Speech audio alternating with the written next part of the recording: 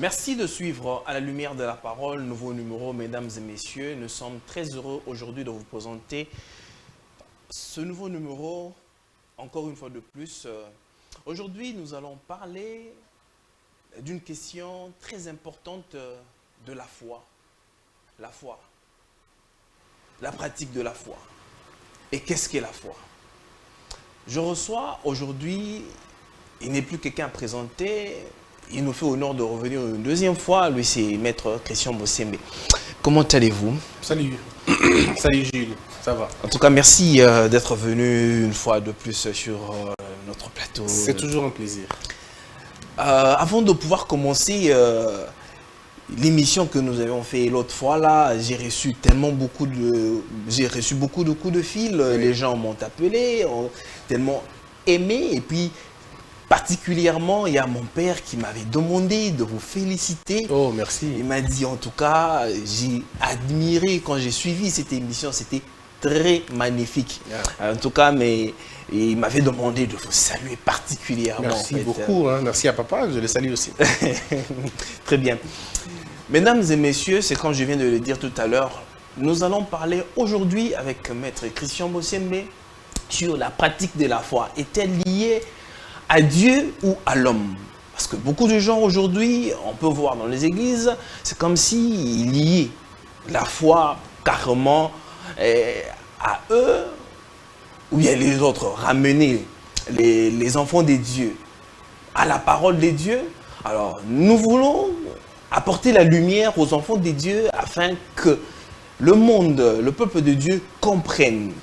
C'est comme j'avais dit autrefois et que le maître avait aussi très bien précisé, il n'est pas pasteur, il est tout simplement un croyant, un chrétien comme tout autre croyant. Alors, maître, nous allons commencer cette émission. Pourriez-vous nous dire c'est quoi la pratique de la foi? D'abord, il faut définir c'est quoi la foi. La foi, c'est, on va dire la foi, c'est une croyance, une forme de croyance. La foi, c'est une confiance. La foi, c'est une assurance valable qui permet en quelque sorte, de constituer une garantie. La foi, c'est un ensemble des informations concrètes et non concrètes, palpables et non palpables de quelque chose. La foi, c'est une acceptation d'une force surnaturelle qui dépasse nos efforts. Donc la foi, c'est un appui, un véritable appui. La foi est un refuge aussi. Mais la foi, c'est une pratique de tous les jours. La foi, c'est aussi un état d'esprit, un état de vie, un état d'être. C'est ça, la foi. Et pour terminer, la foi est une identité. La foi est une identité. Identité. Pouvez-vous nous donner quelques exemples de cette identité-là, de la foi? La foi, ça identifie la nature de la personne et ça identifie la nature de l'attachement que quelqu'un a pour quelque chose. On peut avoir foi en tout. Dans d'autres sociétés, on a foi au soleil, on a foi à la lune, on a foi à un animal, à un cheval, à une souris. On a foi à un stylo, on a foi à un homme, on a foi au cimetière. Bref, on a foi à quelque chose parce que cette chose représente pour vous la solution à tous vos problèmes lorsque vos efforts arrivent à leur terme. Donc la foi, c'est comme une sorte de renouvellement de force. Ça veut dire physiquement, je ne peux plus, mais j'ai la foi que ça va marcher. Donc la foi, c'est pas une espérance, parce que la foi, c'est l'accomplissement de l'espérance. Ça veut dire la foi. Quand vous dites que la foi, ce n'est pas une espérance, c'est comme si, en quelque sorte, vous contredisez une portion de l'Écriture qui dit que la foi est l'espérance des choses que l'on espère d'une certaine façon. Oui. Donc, en fait, espérer, ce n'est pas encore croire. Okay. Quand on espère, ça veut dire qu'il y a une possibilité que ça ne marche pas. J'espère que tu viendras. Ça veut dire que je laisse une possibilité que tu ne viennes pas. Mais si je dis que j'ai foi que tu viendras, ça veut dire que j'ai exclu toute la possibilité d'échec. En espérant, on n'est pas encore certain que ça va marcher. On espère, on n'est pas sûr, certainement. Mais quand on a la foi c'est la sommité, si tu veux, de la croyance. C'est la perfection de la croyance. Ça veut dire on ne croit qu'en une seule chose. Ça veut dire quand quelqu'un a foi en Dieu, par exemple, c'est beaucoup plus grave quand on a foi en Dieu. Ça veut dire quand je foi en Dieu, il n'y a rien qui peut ébranler ma croyance en Dieu. Il n'y a rien qui puisse ébranler mon attachement à ce Dieu, puisque je crois en lui. Je foi en Dieu. Ça veut dire même quand je tombe malade, même lorsque la maladie brise mes os, ça ne brise pas ma foi. Ça veut dire que même lorsqu'on dit on va licencier les gens, même si on m'a promis qu'on va me licencier, si je foi en Dieu, cette annonce ne va pas ébranler ma foi, ne va pas ébranler mon attachement. En fait, c'est ce qu'on peut dire aux gens. La foi, c'est un attachement ferme, aveugle, sans preuve, par rapport à quelqu'un. Donc, quand quelqu'un dit « je foi en toi », ça veut dire que je n'ai pas encore vu ce que tu vas faire. Mais c'est ça aussi la folie et la foi. Quand je dis que je foi en Dieu, ça veut dire que je ne l'ai pas encore vu. Je n'ai pas encore vu Dieu dans l'œuvre.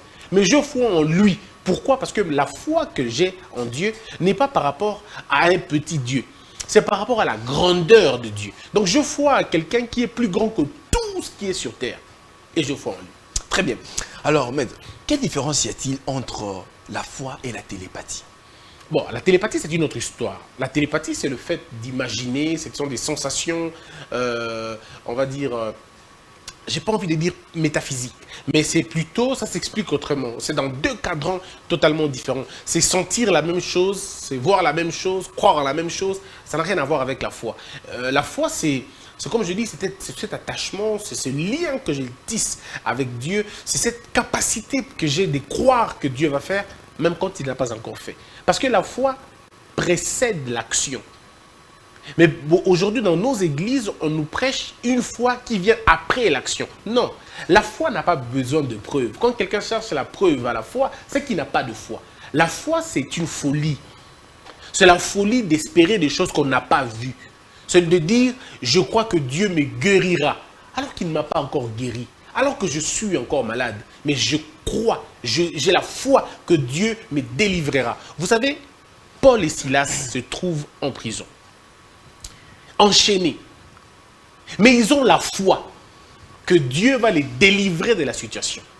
Mais ça, c'est une dimension première. Mais l'autre dimension, c'est de dire, j'ai tellement foi en Dieu que même si je meurs de cette maladie, ma foi ne mourra pas, elle ira avec Dieu. Ça veut dire que vous dépassez le pronostic du monde. On peut me licencier. Je prie, je dis, Dieu sauve qu'on ne me licencie pas. Mais bon, on me licencie. Ça ne branle pas ma foi. Puisque je sais que Dieu qui vit au-delà de tout, lui qui connaît tout et qui voit tout, sait que ce boulot-là n'est pas plus important que lui. Parfois, Dieu nous enlève des choses importantes à nos yeux parce qu'il veut avoir toute notre concentration à lui. Et quand Dieu sent que ton attention vers lui est partagée, Dieu se décide de retirer certaines choses pour que tu restes concentré à lui, puisqu'il ne partage pas sa gloire avec d'autres personnes. Donc quand tu as atteint ces degrés-là, plus rien ne peut t'ébranler. Ça veut dire, on peut te dire, comme Étienne, tu te trouves, les mains sont remplies de pierres, et c'est toi qu'on veut lapider. Mais parce que tu as la foi, tu sais qu'en te lapidant, tu mourras, mais tu sais qu'en perdant la vie humaine, je garderai une vie éternelle. Et ça, c'est ce qu'on appelle aussi l'accomplissement de la foi. Donc il faut passer de la foi prononcée, de la foi proclamée, à la foi pratiquée. Beaucoup de chrétiens sont dans la foi proclamée. Ils sont dans la foi déclarée, mais ils ne sont pas encore dans la foi pratiquée. Très bien. Alors, comme nous sommes en train de parler de la foi, si elle est liée à Dieu ou bien à l'homme, est-ce un chrétien peut-il croire en un homme envoyé des dieux, mettre sa foi dans l'homme? Est-il possible? C'est une malédiction. On a confiance aux hommes. On respecte le don des hommes. Mais c'est une malédiction. On ne peut pas croire en un homme. Tu peux croire en un homme, mais tu ne peux pas croire à un homme au sens de lui donner la foi. On ne peut pas avoir foi à un homme.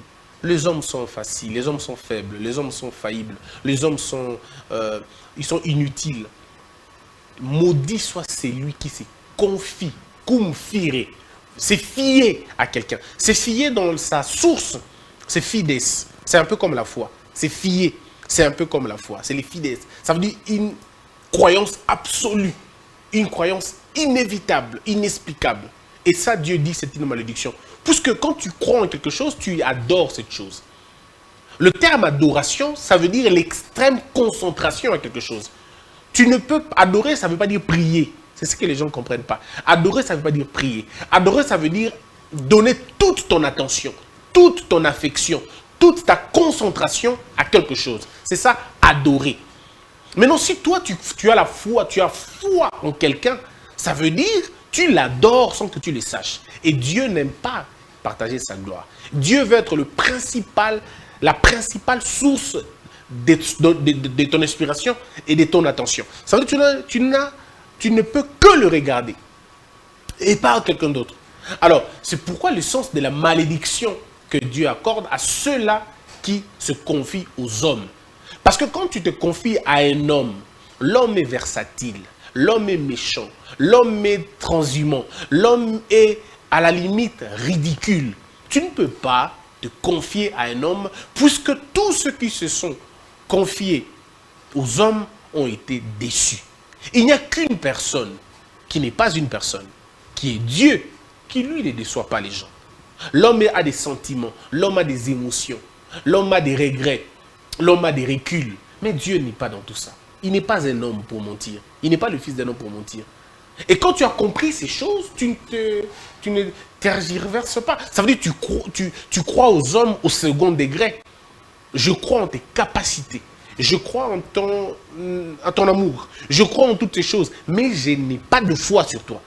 Peu importe que tu sois l'envoyé de Dieu ou que tu sois pasteur ou pas, ça reste un homme.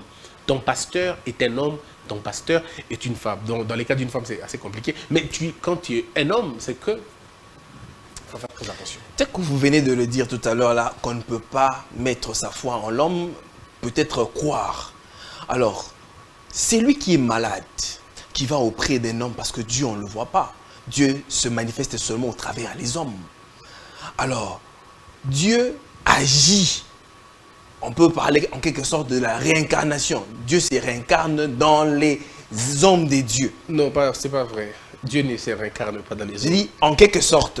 Il se manifeste à travers sa créature, à travers sa création. Pas seulement les hommes. Dieu peut se manifester dans un oiseau. Il peut se manifester dans un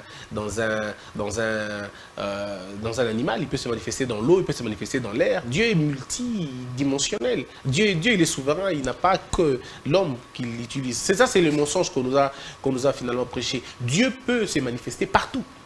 Et quand on a dit que Dieu n'agit pas, il faut qu'il fasse par l'homme, c'est faux. Dieu agit comme il entend. Il est Dieu. Il a dit que vos voix ne sont pas les siennes. Il fait ce qu'il veut, quand il veut, comme il veut, où il veut. Il dit aux gens, si vous ne me priez pas, les pierres vont le faire. Donc Dieu peut donner le souffle aux pierres, que les pierres parlent. Ça veut dire qu'il ne faut pas qu'on trompe les gens que Dieu, il n'utilise que les hommes. Là, c'était de l'allégorie. Hein?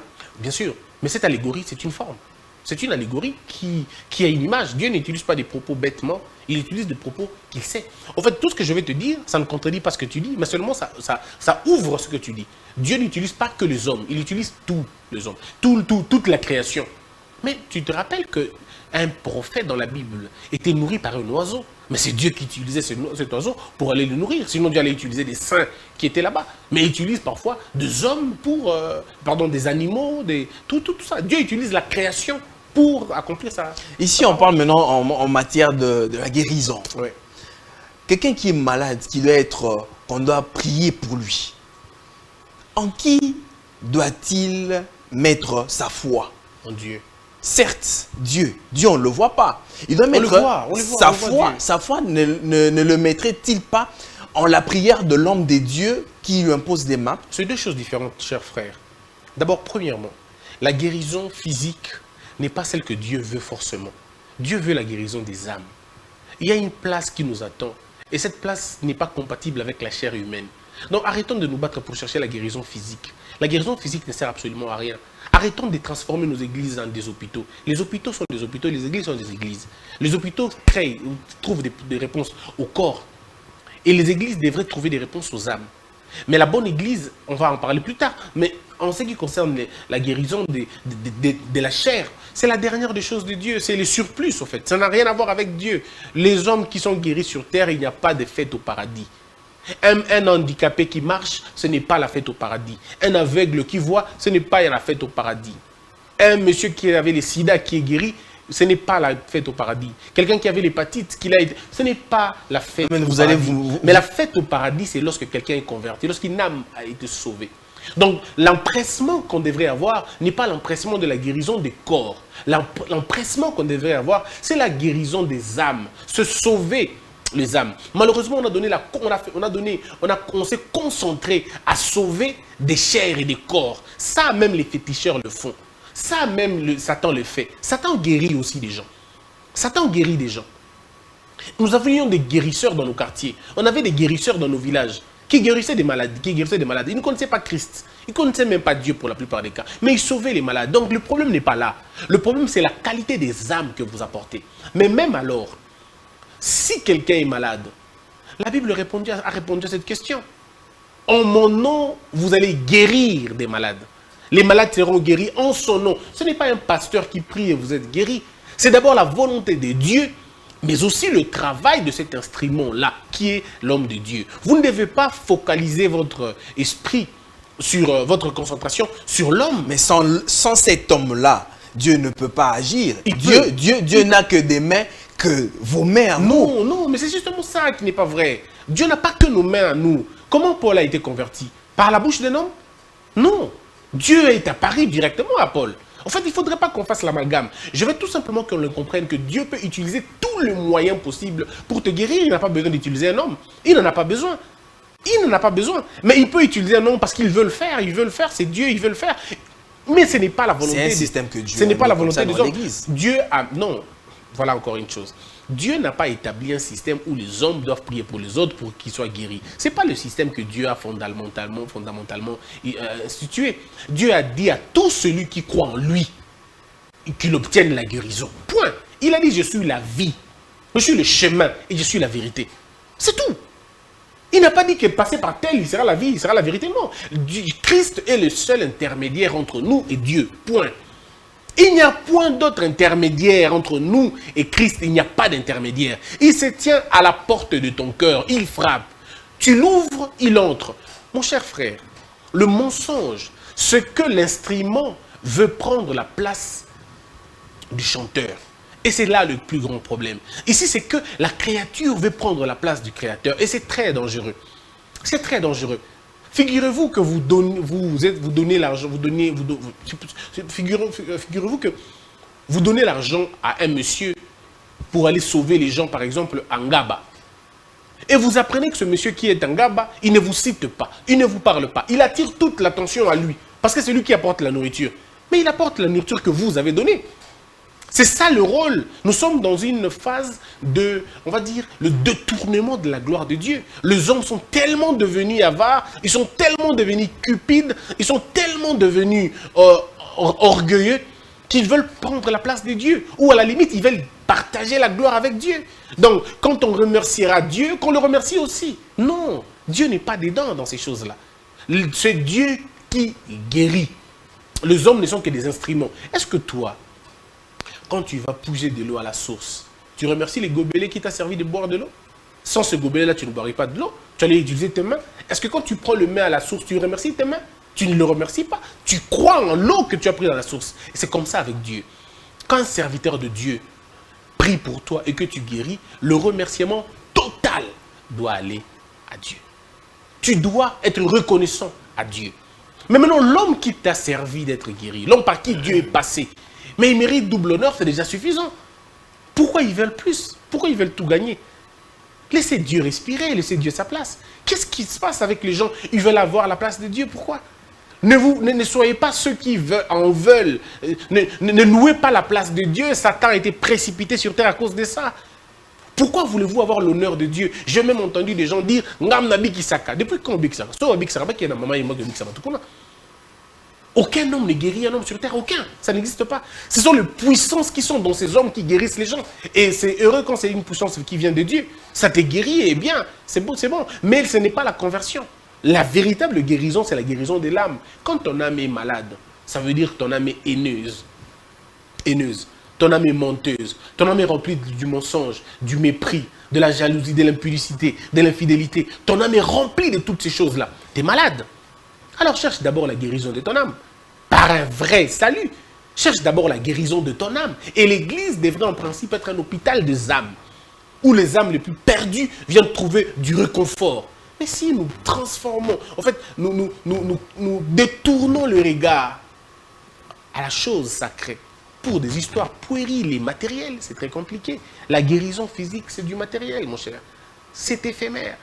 Mais souvenez-vous, quand Dieu envoie Moïse, il lui donne 2 signes. Donc il avait la parole et il avait aussi les signes. Et les signes fait toujours corps ensemble, avec la parole de Dieu. Donc on ne peut pas parler de la parole de Dieu sans pour autant parler par exemple des miracles ou bien des signes. Ça fait partie du salut. Quand on doit prêcher la parole de Dieu, il faut qu'il y ait aussi des miracles. Et pour qu'une personne arrive à croire en cette parole-là, il faut qu'il soit boosté par un surnaturel d'une certaine façon. Et ce surnaturel-là qui est Dieu, il doit arriver à croire. Dieu se manifestant dans cet être-là qui est envoyé. Le surnaturel. Quand vous écartez carrément l'homme, parce que Dieu a mis l'homme là comme co-ouvrier. L'homme est co-ouvrier avec Christ dans cette affaire divine. Mais quand vous écartez l'homme dans cette affaire, alors... Non, je n'écarte pas l'homme, je dis seulement que l'homme a sa place. L'homme, c'est un instrument, c'est un serviteur inutile. L'homme est un serviteur, l'homme est un instrument. Il ne peut pas ouvrir sa bouche et parler en sa gloire. C'est tout ce que je dis. Mais l'homme a un rôle important si Dieu l'a créé, parce que Dieu sait. Si Dieu l'utilise, parce que Dieu sait. Donc ce n'est pas à moi de diminuer l'homme. Seulement je dis, il faudrait reconnaître que l'homme est un instrument.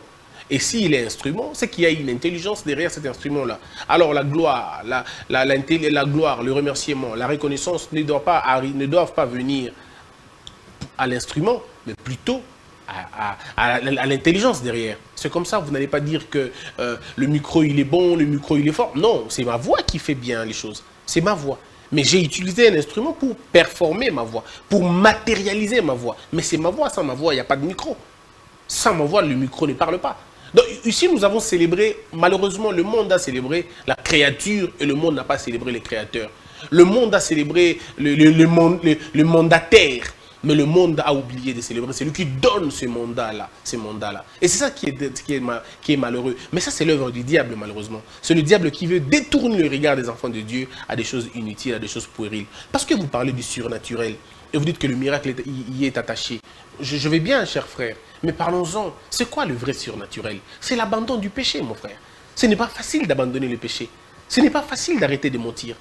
Ce n'est pas facile d'arrêter d'être impudique. Ce n'est pas facile d'arrêter l'ivrognerie. Ce n'est pas facile d'arrêter l'impudicité. Ce n'est pas facile d'arrêter le vol. Ce n'est pas facile d'arrêter le détournement. Ce n'est pas facile d'arrêter de mentir. Ce n'est pas facile ces choses. Voici les surnaturels.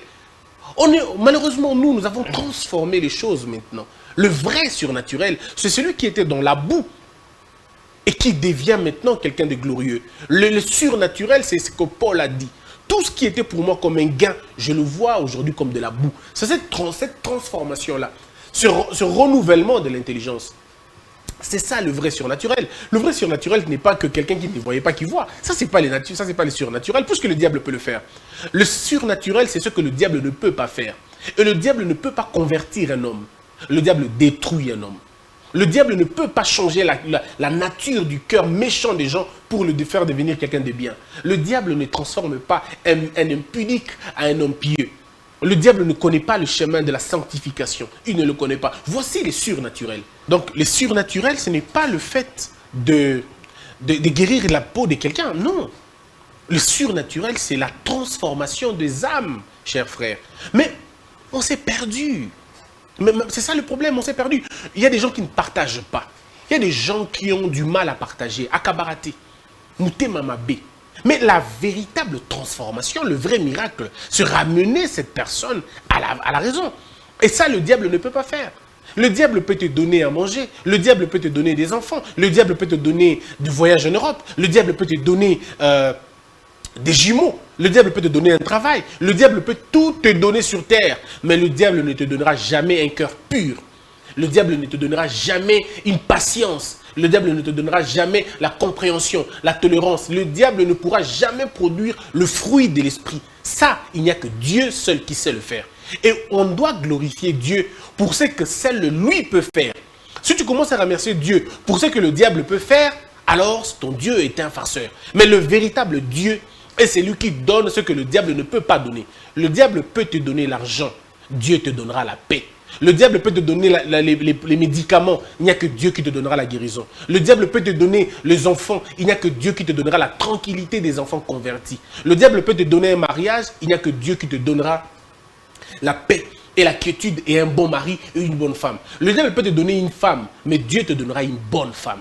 Le diable peut te donner un homme, mais Dieu te donnera un bon homme. À un moment donné dans la vie, il faut faire le choix. Moi, je célèbre Dieu pour ce que seul lui peut faire. Je ne célèbre jamais Dieu pour ce que le diable peut faire aussi. Très bien.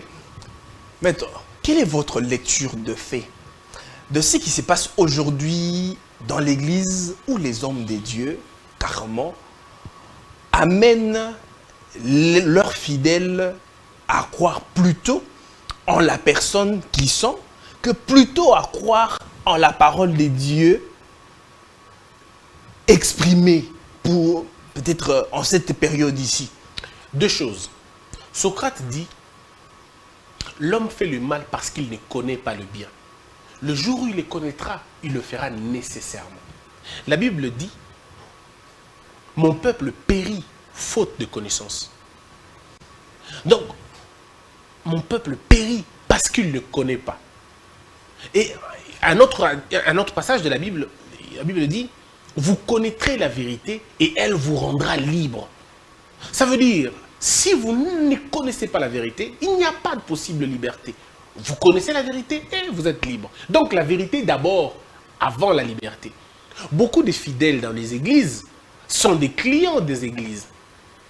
Beaucoup de fidèles dans les églises sont des fanatiques des églises. Beaucoup de fidèles dans les églises sont des moutons dans les églises. Ils ne sont pas des brebis, ils sont des moutons dans les églises. Ils viennent tout simplement pour chauffer le banc. Pas seulement pour chauffer les bancs, mais pour acclamer l'homme. C'est des idolâtres pour la plupart des cas. Ils sont idolâtres. Ils aiment leur pasteur plus que Dieu. Ils aiment les programmes de l'église plus que la foi. Ils sont prêts à être là à l'église du lundi au samedi, mais le cœur est mauvais, le cœur est noir. Ils sont dans les combines, ils sont dans le poison, ils sont dans le mensonge, ils sont dans les accusations, ils sont dans tout ce que Dieu ne veut pas. Mais ils sont dans le conformisme. On doit aller à l'église pour que et beaucoup sont dans ça. Et c'est garanti pourquoi? Puisque l'homme de Dieu, celui qui s'est dit homme de Dieu, est lui-même perdu, est lui-même gagné par le matériel. Et le premier piège de l'église, c'est la gloire.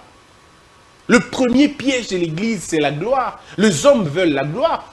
Ils s'identifient aujourd'hui grand en fonction du nombre de membres qu'ils ont. Quand une église a 5000 membres, cette église pense qu'elle a réussi.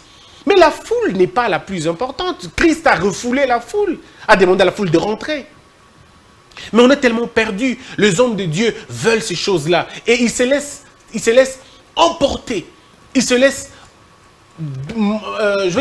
guider en termes Yamabé Makassi. Regardez, on dit au pasteur, pasteur, Jésus n'est pas plus grand que toi. Hein. Parce que dans toi, on sent une onction, une puissance. C'est le mal, c'est le diable qui parle dans ces gens-là. Vous savez, Christ a dit à un de ses disciples, arrière de moi, Satan.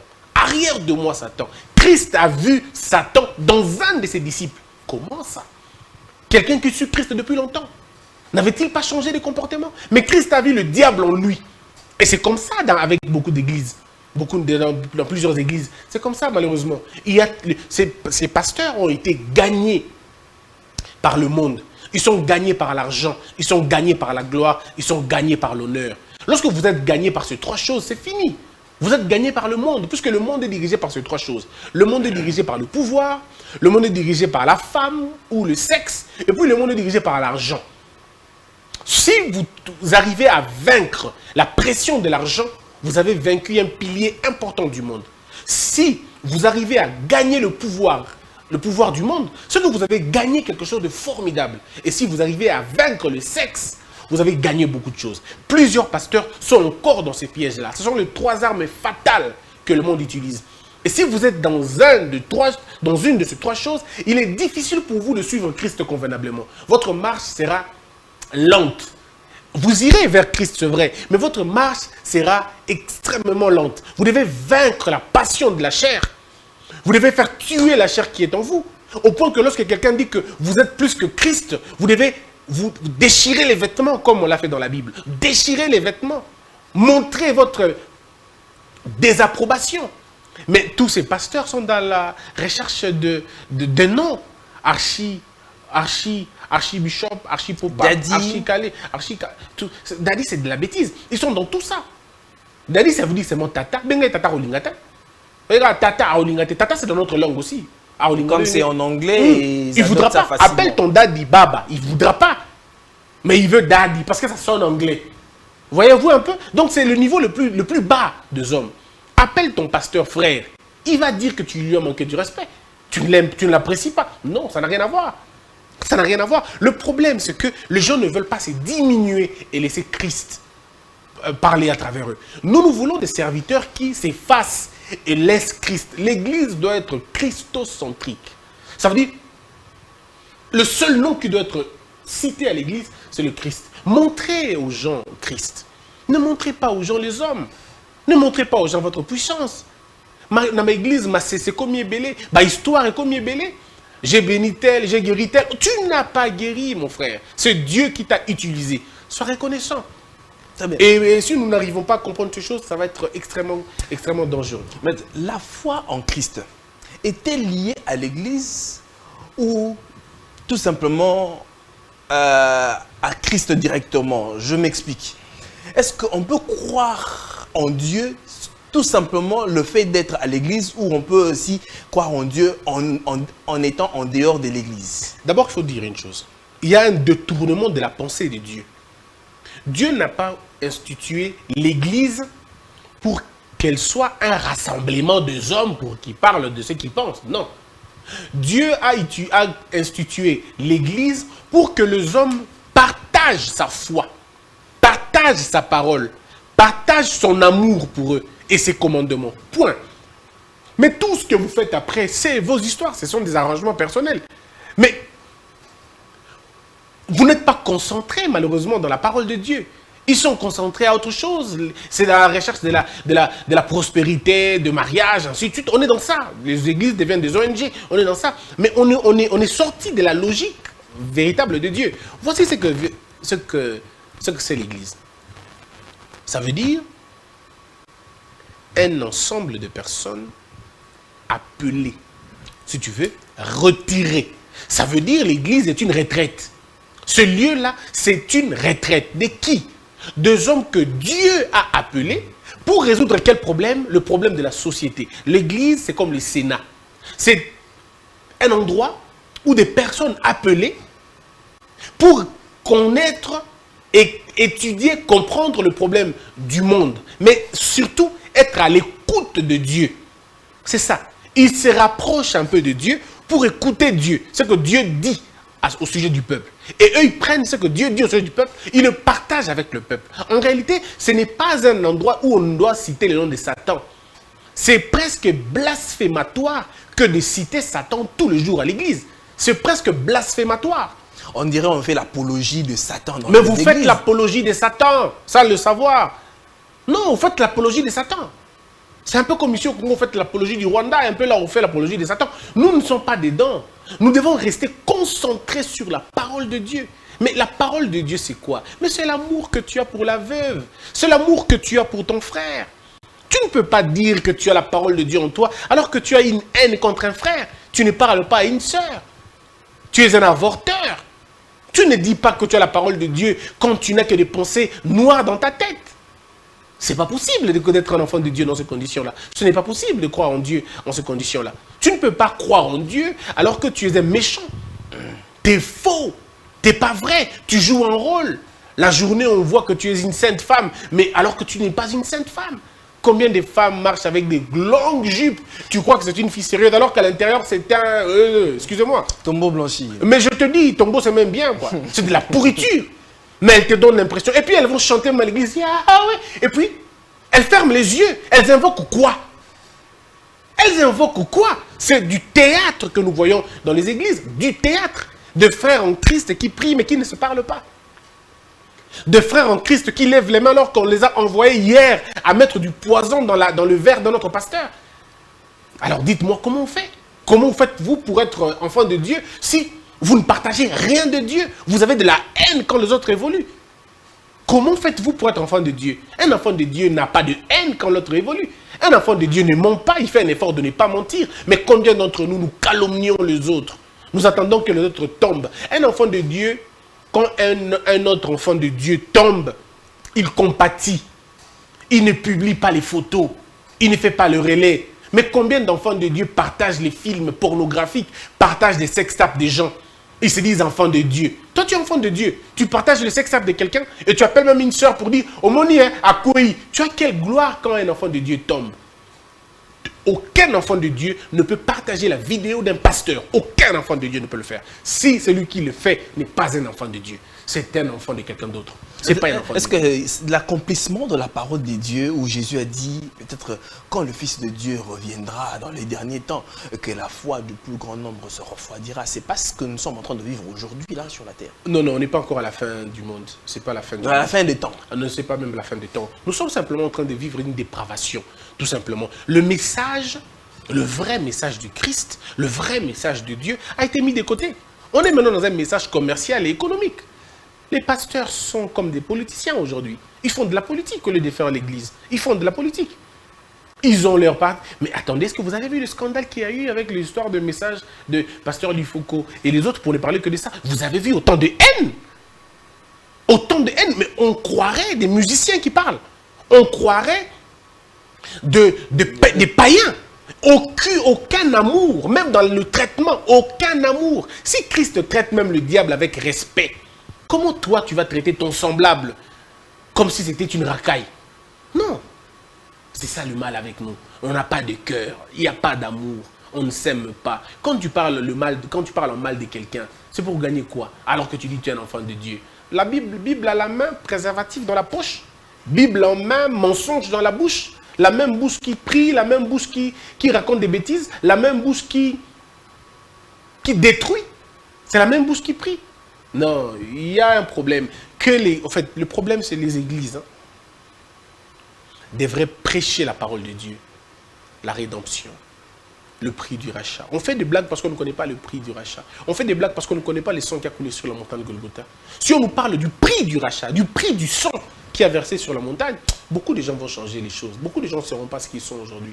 Beaucoup de gens ne seront pas là, malheureusement. Malheureusement. Très bien. Maintenant, est-il possible d'être sauvé sans appartenir à une église? Oui, l'église, c'est...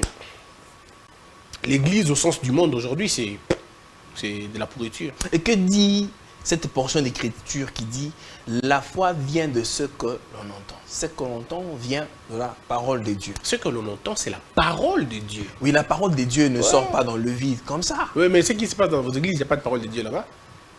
Pour la plupart des gens, j'ai refait la part des choses. Il y a des bonnes églises, il y a des églises chaotiques. Évidemment, merci d'avoir fait la part des choses. Oh, non, mais attendez, il y a des bonnes églises au Congo, mon cher ami. Il y a des bons pasteurs dans ce pays. Moi, je suis certains pasteurs, je me dis, oh, il y a des gens dans ce pays. Des pasteurs importants qui prêchent, mais waouh! Vous n'entendez que Christ du début jusqu'à la fin. Vous savez vous quand me parlez même de quelques pasteurs non, ça va qui vous ont marqué. Ça va créer un conflit pour rien, je ne veux pas. Le problème ici, c'est quoi, mon cher Jules? Vous savez, Dieu a mis un esprit dans chacun d'entre nous. Quand c'est bien, c'est bien. Il y a LG et moi, on dit souvent, on ne peut pas être intelligent, mais tu timbe la réponse. Tu vois, ça veut dire que moi, je ne peux pas avoir la réponse. Mais je sais que c'est une mauvaise réponse. Tu vois? Sixième sens mort. Oui, je n'ai pas la réponse. Je n'ai pas la certitude de la réponse. Mais quand je vois, je dis, ça, c'est pas la bonne réponse. Tu vois un peu? Et quand je dis, ça peut être la bonne réponse. C'est ça. Ça, c'est l'esprit de Dieu. Dieu met dans ses enfants qu'il veut un esprit de détecter le faux. Même quand ça brille, on dit, ce n'est pas de l'or. Ça brille, mais ce n'est pas de l'or. Et c'est ça. Beaucoup n'ont pas ça, malheureusement. Tu vois un peu? Donc, je comprends moi aussi que l'église joue un rôle important. Moi, je continuerai à dire aux gens d'aller à l'église. C'est important. C'est important de se mettre ensemble. C'est important de communier la foi ensemble. C'est très important. Mais la question, c'est autour de quoi? Autour de quoi? Quand tu vas dans une église, il y a des pratiques comme des pratiques égocentriques. Les photos de ton pasteur, les habits du pasteur, le mouchoir du pasteur, et votre pasteur se bourre des noms, il est la réserve, ce qui est des nagnoyo, ce qui est la dent de tel, le sourcil du Seigneur, le front du Christ. Mais c'est quoi l'affaire? Moi je suis le ventre, la colonne. Il y a quelqu'un qui m'a dit même, il était les pieds de Jésus. Mais c'est quoi le problème, mon frère? Les genoux de Jésus. Jusqu'à ce que vous allez citer des parties qui ne sont pas importantes, mais ça va être de Jésus. Et c'est ça qui est malheureux, malheureusement. Il manque un courageux qui vienne et qui dise, bon, je suis tel de Jésus. Mais voyez-vous, un scandale. Donc, le problème, c'est, simplifions les choses. Mon frère, Christ est simple. Christ n'est pas compliqué. Christ est simple. Et suivre Christ ne devait pas être une mathématique. Suivre Christ, c'est simple, c'est accomplir sa volonté, c'est suivre sa parole. Et la première parole, c'est aimer Dieu plus que tout. Ça, c'est la première parole. Aimer Dieu plus que tout. La chose qui suit après, c'est aime ton prochain comme tu t'aimes. Mon frère, c'est très simple, la parole de Dieu. Ce n'est pas compliqué. Ce n'est pas dans ce qu'on vous envoie là-bas, ce n'est pas Est-ce que les églises ne sont-elles pas en train de refroidir les gens d'une certaine façon? Au lieu que les gens croient davantage en Dieu, les gens deviennent beaucoup plus pires la manière dont ils étaient avant. Mais les églises sont des... Excusez-moi, certaines sont des terroristes. Elles vous font peur. Elles commercialisent la peur, papa. Satan matin, Satan midi, Satan soir, Satan... Mais beaucoup de gens prient aujourd'hui parce qu'ils ont peur de mourir. Est-ce qu'on doit vraiment suivre Christ parce qu'on a peur de mourir? Or, si on ne meurt pas, on ne le verra pas. Il faut mourir pour le voir. Si la longévité était un indicateur principal pour voir Dieu, Christ n'allait pas mourir à 33 ans. Il allait rester longtemps, peut-être jusqu'à 200. Est-ce que vous imaginez que Abraham a vécu plus longtemps que Christ? Est-ce que vous imaginez que Jacob a vécu plus longtemps que Christ? Est-ce que vous comprenez que Paul a vécu plus longtemps que Christ? Pratiquement tous les prophètes ont vécu plus que Christ sur terre. Mais c'est Christ qui a vécu avant eux et il vit après eux. Donc le plus important, ce n'est pas de vivre longtemps sur terre. Mais le plus important, c'est de vivre bien sur terre selon la parole de Dieu. Donc, quand on a compris ces choses, il n'y a plus d'esprit de mort. Parce que la mort ne peut pas effrayer un enfant de Dieu. Un enfant de Dieu sait qu'il ne mourra que lorsque Dieu voudra qu'il meure. Il ne peut pas mourir parce que quelqu'un veut qu'il meure. C'est ça, d'abord, un enfant de Dieu. Mais dans vos églises, on vous prêche tellement la colère du diable qu'on ne vous prêche pas l'amour de Dieu. Tous ces messages contribuent à la peur. Or, Dieu n'œuvre pas dans une atmosphère de peur. Dieu œuvre dans une atmosphère de foi, de courage, d'assurance. Un enfant de Dieu ne peut pas être habité par la peur. Or, dans vos églises, on ne vous vend que ça. On vous vend la mort, on vous vend le blocage, on vous vend la stérilité, on vous vend toutes ces choses. Cher Jules, j'étais dans une prière une fois à une église, je regrette d'avoir été là-bas. Je n'irai plus jamais dans cette histoire. On est en train de prêcher, j'étais encore célibataire en ce moment-là. Et il y a une dame à côté de moi, on chassait la stérilité. Et la pauvre dame qui avait 17 ans, elle aussi chasse la stérilité. Je tourne de mes bonnes et il me dit, aujourd'hui, la stérilité, toi tu es censé ne pas faire l'amour, tu es censé être vierge. Comment toi tu es dans ces histoires de stérilité? Qui t'a dit que tu es stérile? Oh non, parce qu'on ne sait jamais. Ce qu'on ne sait jamais, on ne le sait jamais. Mais pourquoi tu veux te tuer? Tu veux te battre contre la stérilité? Pourquoi? Il faut éviter de prononcer des choses que vous ne voulez pas dans votre vie. Tu ne veux pas être malade, prie pour ta santé. À tout moment, tu es tombé malade de ça. Non, mais pourquoi tu inventes ça? Pourquoi tu inventes? Il y a une loi naturelle, c'est la loi de Murphy, je peux me tromper de la loi. C'est la loi qui veut que tout ce que tu as, tout ce qui t'effraie, puisse t'arriver. Et moi, je te le dis parce que moi-même, je suis dans ce combat de la peur. Moi-même, je suis dans ce combat de la peur. Et je sais comment ça peut faire dans la vie de quelqu'un. Ça peut te détruire, mon frère ami, mon frère. Ça peut te détruire, la peur. Donc, si les églises deviennent une source de peur, au lieu d'être une source d'assurance, ça va être très compliqué. Les gens devraient venir à l'église apaisés.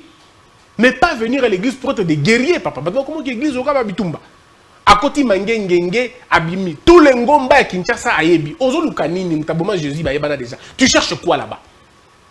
Matin, jeûne, midi, jeûne. Mais finalement, c'est qu'est-ce que tu cherches? Et quand il sort des jeûnes et prières, c'est comme s'il a rencontré Satan. Mouté me chargé d'arrêter, auti na ba jeune abi vela non, non jeune, hein. Tant na zonga, total maramno sim. C'est quoi cette affaire? Voyez-vous? Ça dit que moi j'ai vu des choses mais qui m'étonnent. J'ai vu des chrétiens qui ne sont pas convertis, chers frères. Akasombi veste na Dubaï. Aïbi pena que veste on a sombi la veste à 3e qualité. Il est chrétien, il vient avec le stock à Kin et dit veste de première qualité. Tu es chrétien? Non, mais quand tu es chrétien, c'est que même tes affaires sont converties. Quand on croit en Christ, même sa garde-robe est convertie, même son portefeuille est converti, même son entreprise est convertie. Tu ne peux pas être chrétien et venir vendre des faussetés aux gens. Au son à Dubaï, tu viens mentir que tu Londres. Tu achètes des chaussures en Thaïlande, tu viens dire aux gens que ça vient de l'Italie. Quel mensonge! Et tu dis que tu es un enfant de Dieu? Tu es un chrétien? Non, on est chrétien de tout sauf soit de rien. Tu ne peux pas faire la part des choses. Non, il faut, c'est ce que je dis aux gens. Nous devons développer cette capacité-là, quand on est chrétien, que l'on vive véritablement le christianisme. Le christianisme, ce n'est pas un courant spirituel. Le christianisme est un état d'esprit, c'est un état de vie. C'est une appartenance spirituelle à quelque chose. C'est un pacte de vie. Dans ta vie, on doit voir, le Christ était amour, le Christ était pardon. Si on doit résumer Christ en 2 choses, on dira amour et pardon. Alors, observe-toi dans ta vie. Es-tu amour? Est-ce que tu partages? Combien de fois tu es allé voir des orphelins? Combien de veuves as-tu sauvé? Tu dis que tu es chrétien, tu es amour? Comment tu regardes le succès de l'autre? Est-ce que tu dis que tu pardonnes?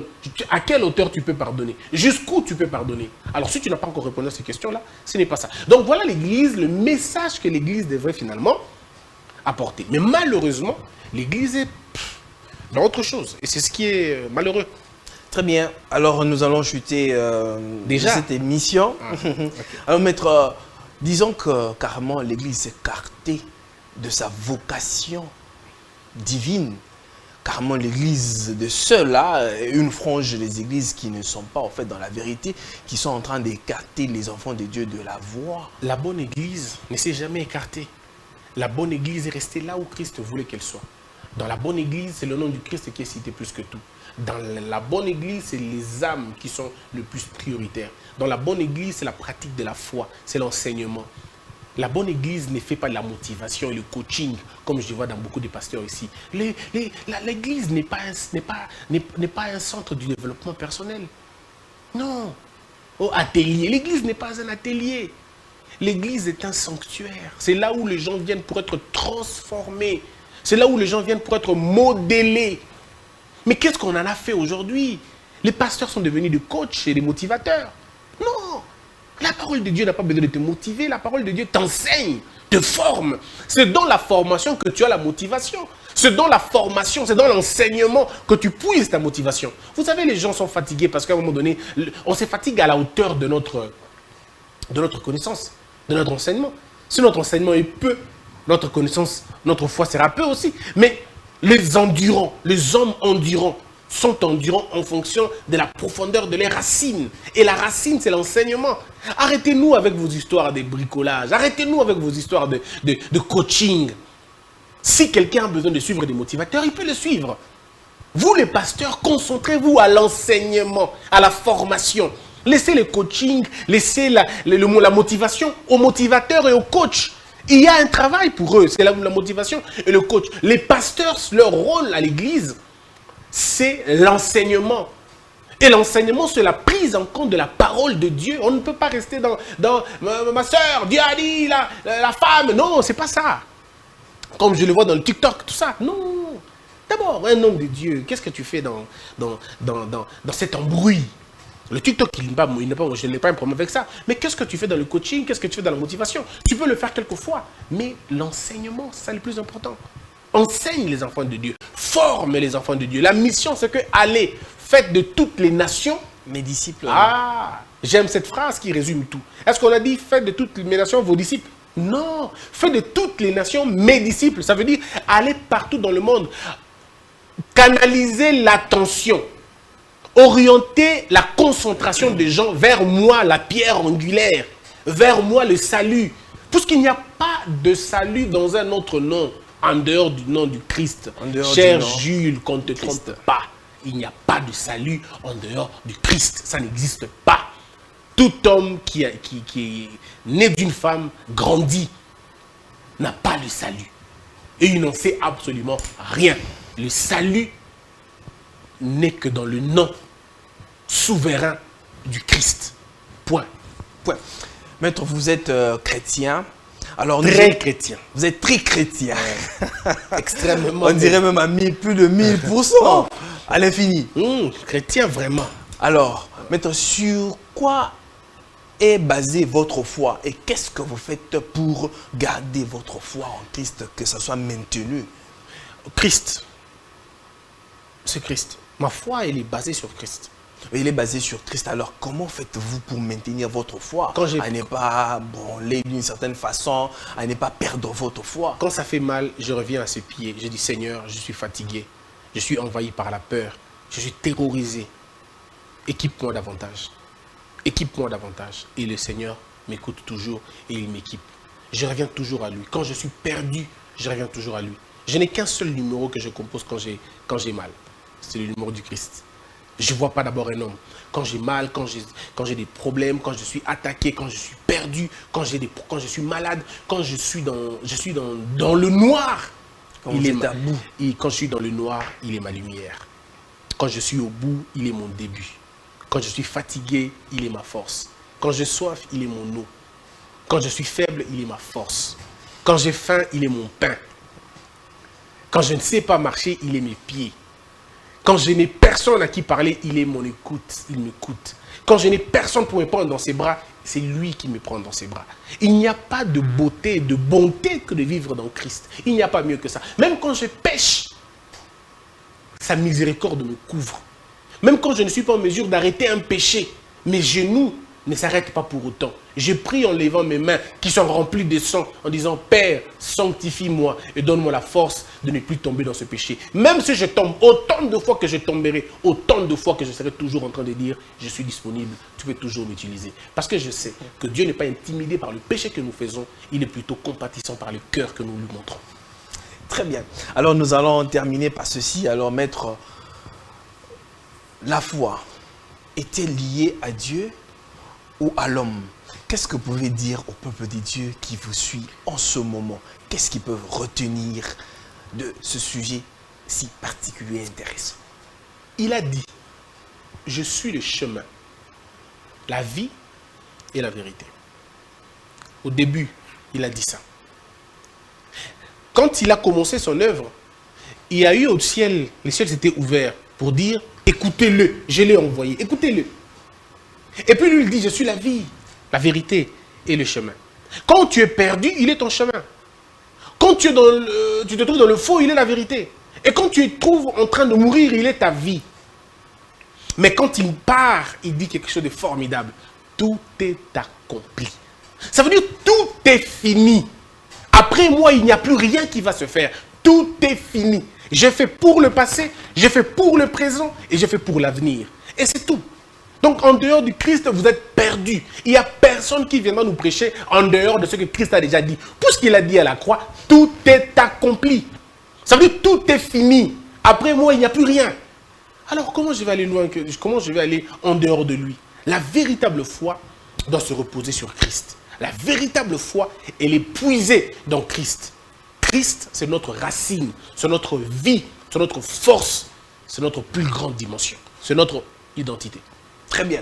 Alors, comme on n'a plus le temps, mais il y a une brèche, ou bien vous avez parlé des fins des temps. Vous avez, peut-être Dieu voulant, on va parler vraiment sur ça, sur la fin des temps et ainsi de suite. En tout cas, maître, merci beaucoup de nous éclairer sur la question. Humblement, merci. Mesdames et messieurs, très chers téléspectateurs, c'était un honneur pour moi de vous présenter cette émission. Je n'ai pas envie de finir parce que moi-même, en tant que présentateur, j'ai été béni. Merci. Je ne veux pas dire que, bon, il est un frère en Christ à plus de 1000% à l'infini, quoi.